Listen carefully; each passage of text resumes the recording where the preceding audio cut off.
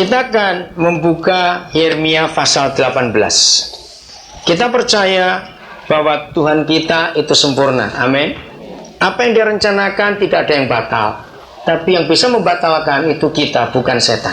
Kitalah yang seringkali membatalkan rencana Tuhan dalam kehidupan ini. Maka itu kita harus memikirkan ini. Yeremia 18. Mulai ayat yang pertama. Firman yang datang dari Yahweh kepada Yeremia bunyinya.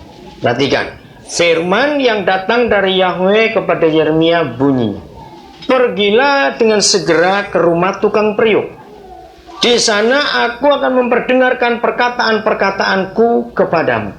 Lalu pergilah aku ke rumah tukang periuk. Dan kebetulan ia sedang bekerja dengan pelarikan tempat kayu yang bisa berputar itu.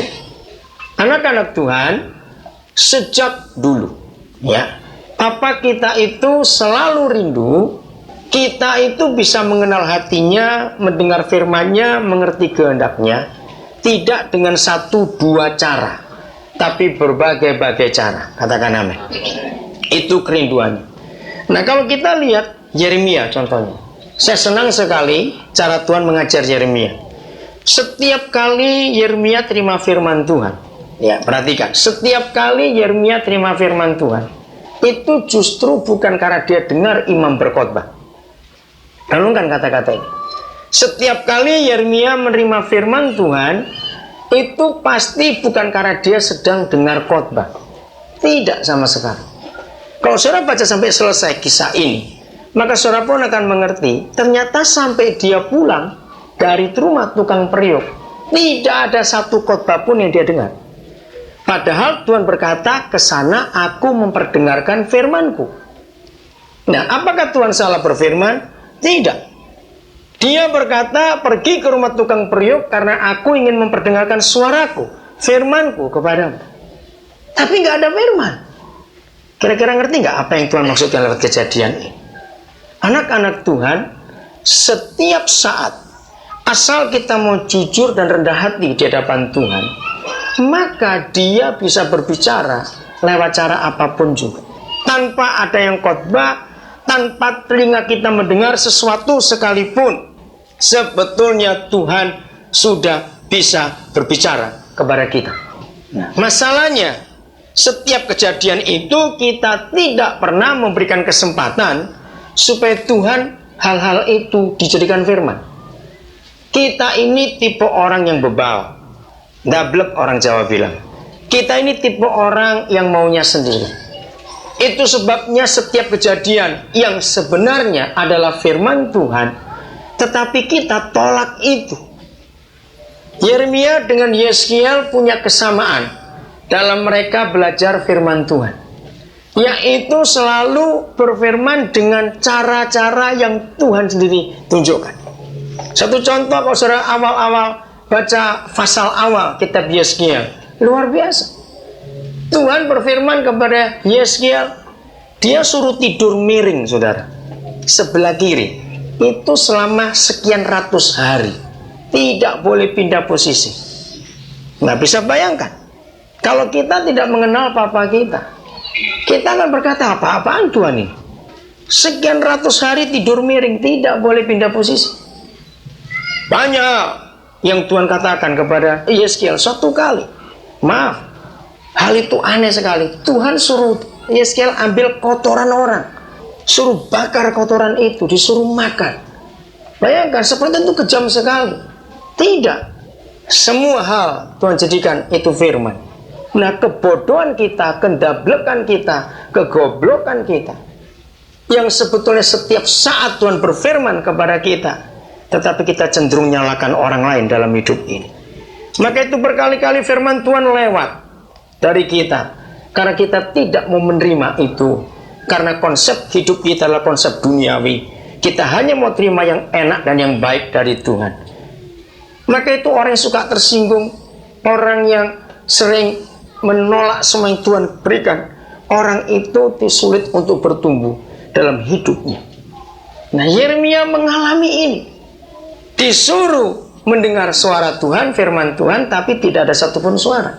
Hanya melihat suatu peristiwa. Nah, sebetulnya ada banyak peristiwa yang terjadi dalam diri kita yang merupakan firman Tuhan. Tapi kita bodoh, kita tidak mau mengerti. Karena kita sudah marah dulu, kita pikir keuntungan diri kita sendiri. Nah, hal-hal itu membuat kita jadi rugi. Orang Kristen, inilah cara kita hidup, menyenangkan hati Tuhan dalam hidup ini. Bisa mengerti dan mengenal kehendak Tuhan dengan berbagai macam cara. Katakan amin. Berbagai macam cara. Orang Kristen yang selalu menghindar dari semua tantangan, kesulitan yang ada, maka orang Kristen itu tidak akan pernah dewasa, nggak akan pernah maju. Saudara, hari Kamis yang lalu, Saudara Alim menyampaikan firman Tuhan yang bagus tentang Evan. Nah, itu contoh yang luar biasa. Kalau kita bisa menerima apapun yang terjadi, saudara, sungguh, maka ada firman di situ, ada firman di situ. Untuk apa saja dalam kehidupan ini. Maka kalau kita bisa menjadikan semua hal itu adalah seizin Tuhan, maka kita akan lihat kemuliaan Tuhan nyata dalam diri kita. Ayat 4. Apabila bejana yang sedang dibuatnya dari tanah liat di tangannya itu rusak. Lagi sekali Tuhan menyampaikan firman kepada Yeremia, tetapi tidak ada suara, tidak ada yang khotbah, tidak ada yang baca Taurat, cuma lihat sesuatu. Terus, maka tukang periuk itu mengerjakannya kembali menjadi bejana lain menurut apa yang baik pada pemandangannya. Garis bawahi, Yeremia cuma diam di situ, dia cuma melihat apa yang Tuhan mau firmankan kepadaku. Nah, ternyata tukang periuk itu mengerjakan sesuatu tiba-tiba rusak. Nah, sepertinya tanah liat itu hidup, seperti diajak bicara. Yeremia terus melihat, terus memperhatikan. Nah, tiba-tiba dia disadarkan Tuhan. Tukang periuk itu tidak marah, lalu dia ngomel-ngomel, terus dia banting tanah liat itu. Dia berkata, bejana kurang ajar kamu, dibentuk gak mau. Enggak. Tukang periuk tidak marah, tidak apa-apa. Lalu dia ambil tanah liat yang hampir jadi tapi rusak itu. Nah, ini kata penting. Dibuatnya menjadi bejana lain menurut apa yang baik pada pemandangannya. Saudara, kalau kita bicara dimensi melihat, ini luar biasa. Kemarin ada seorang dari Jakarta. Saya kenal orang ini, anaknya 3. Umurnya tahun ini 39. Nah, cukup lama dia nggak dapat kerjaan. Akhirnya berapa minggu yang lalu dia ke Balikpapan. Saya tanya, kenapa kamu di Balikpapan? Ada orang yang membutuhkan tenaga saya. Begini. Oh, bagus kalau begitu. Ya, tapi saya sudah 15 tahun tidak pernah nekuni bidang saya itu lagi. Karena sejak 15 tahun lalu saya sudah ahli profesi. Nah, dengan cerita, sampai kemarin itu dia betul-betul bingung menghadapi semuanya itu. Tiba-tiba Roh Kudus berikan saya tulisan begini pada SMS itu. Seharusnya dalam kehidupan kita itu punya mata serangga. Tiba-tiba aja, saya nggak pernah terpikir, tapi saya memang tahu mata serangga itu. Saudara lihat serangga? Serangga itu matanya itu terdiri dari ribuan lensa. Maka itu serangga itu bisa melihat 360 derajat. Keliling dia bisa lihat tanpa menggerakkan kepalanya. Itu mata serangga. Karena di dalam satu mata itu ada ribuan lensa yang kecil-kecil tertata rapi sekali. Tiba-tiba saya dengarkan itu karena dia menghadapi kesulitan dengan pemiliknya.